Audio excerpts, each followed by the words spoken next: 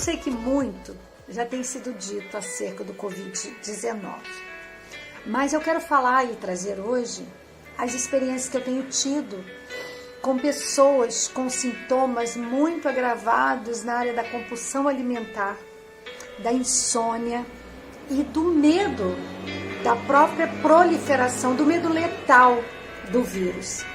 Então, em cima dessas informações, eu não queria ficar só na questão emocional. E aí eu convidei uma médica da minha alta confiança, minha filha, para compartilhar comigo acerca disso. E eu quero apresentar a vocês a doutora Laura. E aí, doutora Laura, vamos falar um pouquinho sobre o Covid-19, as suas experiências e a minha? Vai ser um prazer ajudar a levar essa informação para as pessoas que te assistem. Então, a primeira coisa que eu gostaria de trazer aqui é acerca do período de incubação. Será que eu já estou com o vírus? Será que eu não estou? Como é que eu posso discernir isso? O período de transmissibilidade, segundo o protocolo do Ministério da Saúde, se dá entre 5 a 2 semanas, a 12 dias. Sim. Eu gostaria, inclusive, de falar de um caso, de uma pessoa que veio até mim com uma ansiedade generalizada, em que ela tem medo de ir à rua, mas ela não teve medo de me receber na casa dela. E olha só, eu não fui voando, eu fui andando, eu entrei no carro, eu pisei na rua, mas ela não teve medo de me receber. E se eu tivesse com o Covid? E se eu estivesse contaminado? Então você vê que a ansiedade, ela vira um vírus muito maior do que a própria doença, né? Então eu gostaria que a senhora falasse, né, senhora, doutora Laura, que você falasse um pouquinho sobre essa questão da incubação. Como o Ministério da Saúde diz que a incubação se dá entre 5 a 12 dias. Então, outra coisa também, com respeito à compulsão alimentar. Você acredita que eu tive uma paciente que ela trouxe a justificativa pelo aumento de peso, pela necessidade de comer mais doce, porque está enclausurada, né? Porque está no confinamento. E eu fui trabalhando com ela toda essa questão da ansiedade e dizer para ela que esse desejo já estava nela. Não foi o vírus, não foi o confinamento. Ela comeria, engordaria de qualquer forma. Você tem precisado prescrever ansiolíticos em pessoas que você tem atendido com sintomas e atribuindo esses sintomas ao vírus? Agora eu estou fazendo mais a parte de pronto-socorro e urgências e emergências, então eu não tenho prescrito muito como eu faço nos postos de saúde, mas eu tenho tido a necessidade de prescrever benzodiazepínicos na emergência. A pessoa chega com taquicardia, a gente descarta qualquer problema fisiológico e aí a gente percebe que a causa é emocional. Uhum. E não dá para deixar essas pessoas sem um acompanhamento posteriormente à consulta na emergência. E eu acabo tendo que receitar fitoterápicos para a estabilização desse sono, dessa ansiedade, até posteriormente a pessoa poder ir no seu médico de rotina e fazer um tratamento mais indicado com ansiolíticos, talvez com algum tipo de antidepressivo para os sintomas mais severos. E olha que coisa interessante, que bacana, né? Que uma situação tão adversa tem juntado essas duas ciências, né? A medicina e a psicologia.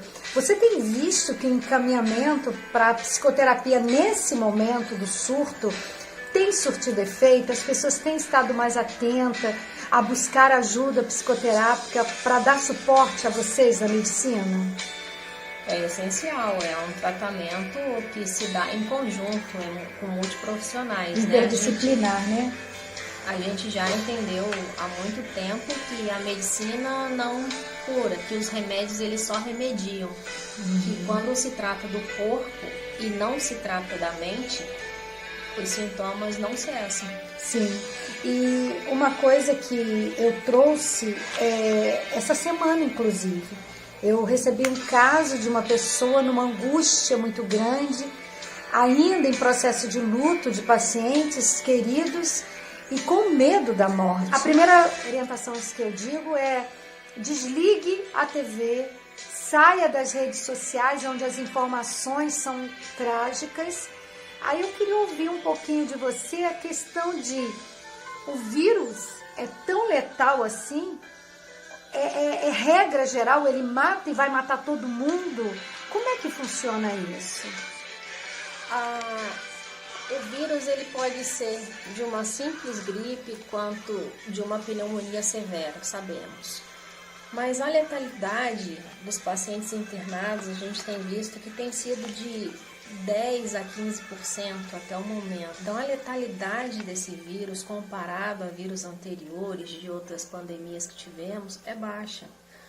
Por exemplo, se formos falar de complicações de síndromes respiratórias agudas graves, a gente vê que está aí na faixa de 30%, né, segundo esse protocolo do Ministério da Saúde. Lesões cardíacas graves, mais ou menos em 12%. Infecções secundárias, 10%. Então, a letalidade, se for assim, de uma forma bem pontual responder, é baixa.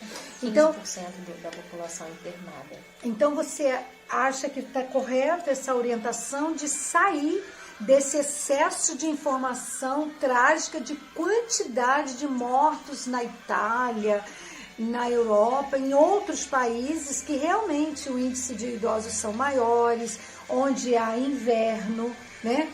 Onde o clima é diferente, a alimentação é diferente. Você então concorda comigo que não há necessidade desse pavor todo que tem sido disseminado, né? E eu acho que até muito fake news na nossa nação nesses dias. A gente tem que lembrar e orientar sempre os pacientes a terem os cuidados que está sendo difundido de forma maçante pela mídia e tentar absorver somente a parte boa, né? É lógico que todos os cuidados profiláticos de distanciamento, quando se necessita ir a uma fila. Eu não sou a favor do isolamento social, essa é a minha opinião pessoal total, porque eu entendo que as pessoas precisam de recursos para viver, então coisas básicas, por exemplo, quando você vai orientar uma pessoa como agente da área da saúde a não ir trabalhar, pessoas precisam desse serviço, como você vai falar para aquela pessoa da limpeza nas ruas, que ela não vai mais fazer o serviço dela. Então, são coisas que necessitam ser feitas, mas os próprios motoristas de caminhão que levam os alimentos, né? Com os cuidados necessários, de você ficar com o distanciamento que está sendo previsto, a lavagem das mãos. Quando você for para pessoas que têm um grupo de risco, você está fazendo uso de máscara para sua proteção pessoal e da pessoa que você Deixa eu perguntar uma questão sobre máscara, né? Eu, inclusive, né, como artesã, experimentei fazer uma máscara. Fala um pouquinho. Realmente, a máscara caseira não tem validade nenhuma? Ou a gente pode dar uma melhorada na máscara caseira? Fala um pouquinho para nós da questão da saúde mesmo. Ela segura o vírus ou isso é fantasia? Então, a minha orientação é que não se tenha esse pânico em adquirir os materiais de EPI que a gente tem usado no hospital. Você não precisa estar desesperado atrás de uma máscara N95. A máscara de pano vai fazer a função de proteção que você precisa. É só você ter o cuidado de lavá-la após você usar na rua, né? Na rua, ao retirar pelo elástico, colocando num saquinho e trocá-la depois de 2 ou 3 horas de uso, ou antes disso, se você molhar, se você suar. Sim. Então essas seriam as minhas recomendações sobre a máscara. E pra gente partir para a conclusão, eu tenho e acompanho muitas pessoas com pânico, né? E uma das coisas que mais amedronta as pessoas, e alguns dos meus pacientes são hipocondríacos, eles veem e sentem a doença apenas em ouvir dizer que alguém tem o sintoma. Esclarece para nós a respeito dos sintomas. Dei um espirro, tossi, tô com um pouquinho de febre. Eu já preciso me atemorizar? Já é sintoma do Covid? Fala para nós. Isso tem acontecido muito. Mesmo com as tendas, né, de triagem para síndromes gripais, mesmo assim a gente ainda atende pessoas com sintomas que não está nada relacionado ao Covid, mas por tanto ouvir e por tanto medo já instalado e inserido, elas pensam realmente que estão contaminadas. Mas assim, para tranquilizar, todo mundo já falou isso, mas assim, de forma bem clara, seria o quê? A tosse, febre e a falta de ar. Juntos esses sintomas? Não necessariamente juntos. Pode aparecer uma coisa bem patognomônica, que seria a anosmia, né, que é a falta de lubrificação? Não, a perda do olfato. Pode causar também mialgia, que é aquela dor generalizada no corpo. Você sabe que quando eu faço meu café pela manhã, a primeira coisa que eu faço é abrir o pote do café e inalar, né? Respirar já é a minha prática de saúde, né? Quando eu respiro, eu expiro, eu testo os meus pulmões. Isso é verdade? Você falou do cheiro, você falou da dor, da febre.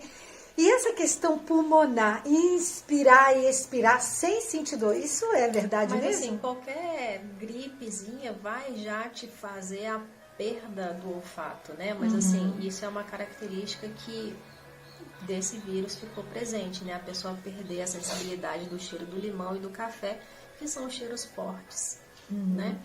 Mas aí também tem a rinorreia, a odinofagia, que é aquela dorzinha de garganta, um pouquinho de cefaleia, né, que é dor de cabeça. Então, basicamente, seriam esses sintomas de qualquer síndrome gripal. Mas se não tiver a falta de ar que te faça ir a um pronto-socorro, é desnecessária a sua ida lá. Você só está correndo mais risco de pegar o vírus. Porque lá há mais chance de ter pessoas realmente contaminadas, né? Então, os 3 principais seriam esses: falta de ar, febre e a tosse. Ok. E se a gente ouve, né, desde o tempo da vovó, o tomar o solzinho pela manhã, aqueles shotzinhos com aquelas vitaminazinhas, funciona? Você aconselha a gente continuar, porque isso é uma prática minha de 30 e poucos anos. Funciona mesmo orientar as pessoas a ficar em casa e fazer essas prevençõezinhas ou essas manutenções de vitaminas? A vitamina D, que é a vitamina, né, trazida pelo sol pra gente, é essencial. Ela aumenta a imunidade não só para o Covid, mas de tantas outras inúmeras doenças. E qualquer coisa que te leve a aumentar a imunidade é essencial. Não é necessário você começar a manipular polivitamínicos, fazer uso indiscriminado de medicações. Não, basta você ter uma alimentação saudável, natural, o máximo possível, que você já vai ter esse ganho do aumento da imunidade. Mas a questão principal aqui é entender que a imunidade não é só do físico, tem as doenças psicossomáticas. Então, se você não está imune mentalmente, o seu corpo vai adoecer. Então tem que cuidar do corpo, da alma e do espírito, né? Cuidar dos pensamentos, cuidar das palavras e cuidar também daquilo que a gente enxerga, vê, assiste na TV. Eu quero deixar aqui, né, a minha gratidão a Deus nesse domingo de Páscoa pelo privilégio de ter comigo, né, a melhor médica, dizer que eu sou grata a Deus pela sua vida, pelo privilégio de ter você aqui, né, realizando um desejo de estarmos juntas falando a respeito de um assunto em comum. Faz tempo que na minha prática, quando eu não sei de algo, quando eu preciso de uma orientação médica, eu recorro a ela, né, a doutora Laura Medeiros, E também peço, ela sempre me pede orientações a respeito de alguma coisa relacionada à psicologia. Então nós somos gratas a Deus por esse tempo e quero já dizer que nós estamos intercedendo por todos aqueles que estão na linha de frente.